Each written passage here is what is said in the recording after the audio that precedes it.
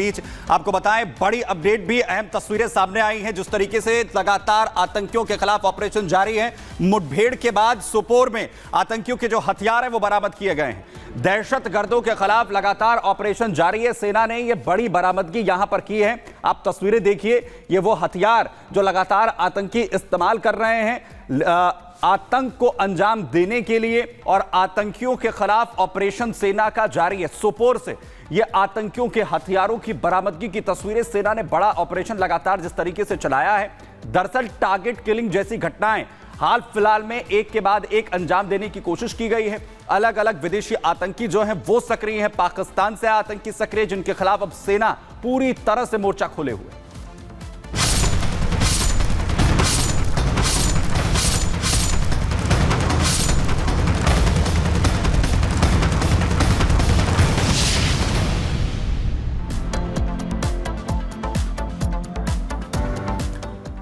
लेकिन आतंक के खिलाफ निर्णायक युद्ध का वक्त है, और हाल फिलहाल में जम्मू कश्मीर विधानसभा में जो कुछ हो रहा है उस पर भी सवाल उठ रहे हैं। लेकिन बड़ी बात यह है कि 370 लाने की बात करने वाले टारगेट किलिंग जब होती है उस पर आखिर क्यों नहीं बोलते हैं। और हाल फिलहाल में जिस तरीके से अब्दुल्ला सरकार की वापसी हुई है, उसके बाद ये एक के बाद एक टारगेट किलिंग होना कहीं ना कहीं सवाल जो है वो खड़े करता हुआ नजर आ रहा है। देखिए,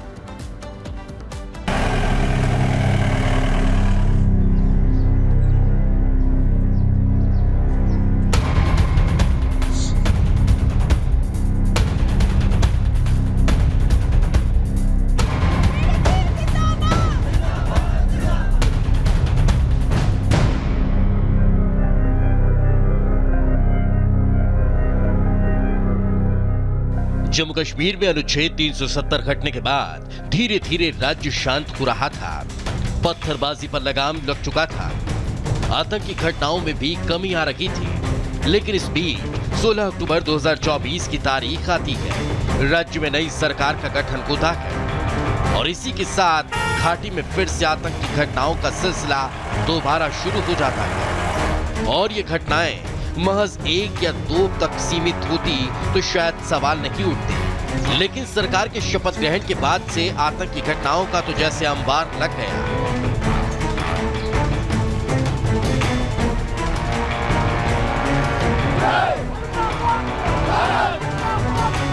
इस बार बारी थी किश्तवाड़ की, जहां पाक परस्त आतंकियों ने 2 ग्राम रक्षा गार्ड को पहले अगवा किया, फिर उनके साथ बर्बरता की सारी हदें पार करते हुए उन्हें मौत के घाट उतार दिया। दोनों शवों की आंखों पर पट्टी बंधी मिली। माना जा रहा है कि उनकी हत्या से पहले उन्हें काफी यातनाएं दी गई थी। मृतकों की पहचान नजीर अहमद और कुलदीप कुमार के नाम से हुई है। अहमद ओली कुटवाड़ा और कुलदीप अजबारी के रहने वाले बताए जा रहे हैं। बेरहमी से की गई गैर कश्मीरियों की हत्या पर राज्यपाल मनोज सिन्हा से लेकर सीएम उमर अब्दुल्ला ने भी दुख जताया। बड़ा कायरतापूर्ण तरीके से, बड़े क्रूरता से कुछ लोगों की जान ली गई है। तो वीडी जिसके पास क्या था, कहाँ उनको ये तो जानकारी है कि मैं मिसिंग थे, लेकिन उसके बाद क्या हुआ, बहुत दुखद घटना है। मिलिटेंसी का इस प्रकार से सिर उठाना। तो मैं ये भी कहूँगा कि कुछ राजनीतिक संगठन भी पहले से ही इस प्रकार के थ्रेट्स दे रहे थे, जो कि अच्छी बात नहीं है। सुरक्षा बल जल्द ऑपरेशन करके उनको ढूंढ निकालेंगे, मार देंगे। घाटी में रक्तपात मचाने वाले दहशतगर्दों की तलाश में पुलिस और सेना का घने जंगलों में सर्च ऑपरेशन जारी है। आतंकियों की मौजूदगी के बारे में विशेष खुफिया जानकारी के आधार पर भारतीय सेना और जम्मू कश्मीर पुलिस ने पानीपुरा, सोपोर, बारामूला में तलाश अभियान शुरू कर दिया है। सोपोर में संदिग्ध गतिविधि दिखी। सेना ने कुछ आतंकियों को घेरा। चुनौती मिलने पर दहशतगर्दों ने अंधाधुंध फायरिंग शुरू कर दी। जम्मू कश्मीर में पिछले 20 दिन से आतंकी घटनाओं में काफी बढ़ोतरी हुई है, जो राज्य की सरकार पर प्रश्न चिन्ह उठा रही है। सवाल उठ रहे हैं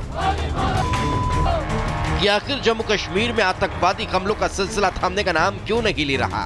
क्या घाटी में नई सरकार की शह पर आतंकी अपना फन उठा रहे हैं? जो विधानसभा में 370 की वापसी के लिए बैनर लहराते हैं, वो आतंकियों के खिलाफ कोई प्रस्ताव क्यों नहीं लाते?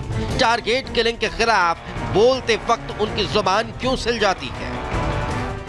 धारा 370 जो समाप्त हो चुका है, जो इतिहास के गर्त में जा चुका है, अब फिर से कश्मीर में कभी लागू नहीं हो सकता। यह आतंकवाद की जड़ है, अराजकता की जड़ है, लाखों कश्मीरी पंडितों के कत्लेआम की जड़ है।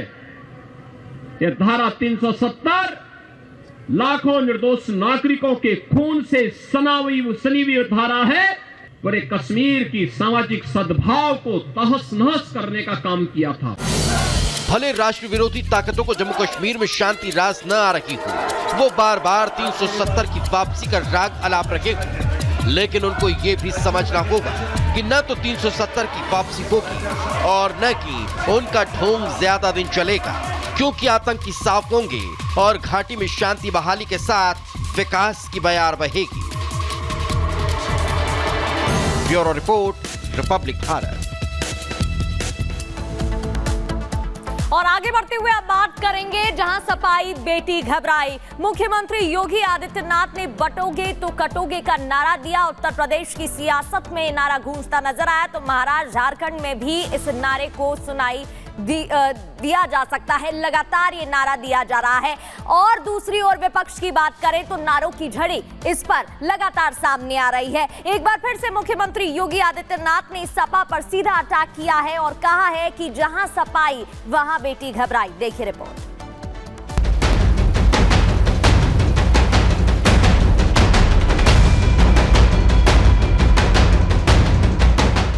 कि जहां दिखे सपाई वहां बिटिया घबराई। मुख्यमंत्री योगी आदित्यनाथ का ये सबसे लेटेस्ट नारा है, जिसका तोड़ सपाई अभी तक नहीं ढूंढ पाए।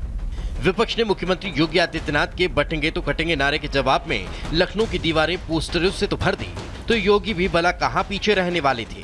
सीएम योगी आदित्यनाथ मुजफ्फरनगर के मीरपुर में उपचुनाव के लिए प्रचार करने पहुंचे तो उन्होंने इस बार नया नारा निकाल दिया कि 12 से 17 के बीच में एक नारा चलता था और वह नारा होता था, जिस गाड़ी पर सपा का झंडा समझो बैठा है कोई, कि जहां दिखे सपाई वहां बिटिया घबराई। आपने देखा होगा उनके कारनामों को। अयोध्या में नजारा आपने देखा होगा, कन्नौज में देखा होगा। ये नया ब्रांड है समाजवादी पार्टी का। क्योंकि योगी आदित्यनाथ ने इस बार सीधे सीधे समाजवादी पार्टी को और उनके नेताओं को घेरा, तो योगी के इस बयान से समाजवादी पार्टी बुरी तरह से तिलमिला गई। लेकिन देखा जाए तो सीएम योगी ने यह नारा यूं ही नहीं दिया। अगर हाल फिलहाल की घटनाओं पर नजर डालें तो ऐसे तमाम उदाहरण हैं जो ये बताते हैं कि सपा नेता कहीं न कहीं महिला अपराध में सम्मिलित रहे हैं। सबसे ताजा उदाहरण की बात करें, पहला मामला उत्तर प्रदेश के मऊ जिले से सामने आया, जहां सितंबर महीने में समाजवादी पार्टी के नेता वीरेंद्र बहादुर पाल पर कोल्ड ड्रिंक में नशीला पदार्थ मिलाकर एक महिला से रेप करने का आरोप लगा। दूसरा मामला सितंबर महीने का है, जहां सपा नेता मोहित खान पर अयोध्या में एक बच्ची से रेप का आरोप लगा। वहीं तीसरी घटना इसी साल के अगस्त महीने की है, जहां कन्नौज में बच्ची के साथ दुष्कर्म का मामला सामने आया और दुष्कर्म का आरोप सपा नेता नवाब सिंह पर लगा। ये वो तमाम उदाहरण हैं जो सीएम योगी आदित्यनाथ के नारे को सही ठहराते हैं और ये बताते हैं कि समाजवादी पार्टी की सरकार के समय महिलाओं की प्रदेश में स्थिति क्या थी। फिलहाल नारा चुनावी है, जिसके निशाने पर खुद समाजवादी पार्टी के मुखिया अखिलेश यादव हैं। देखना होगा कि योगी के बयान पर अब अखिलेश यादव की तरफ से क्या पलटवार किया जाता है। Bureau report, Republic Bharat.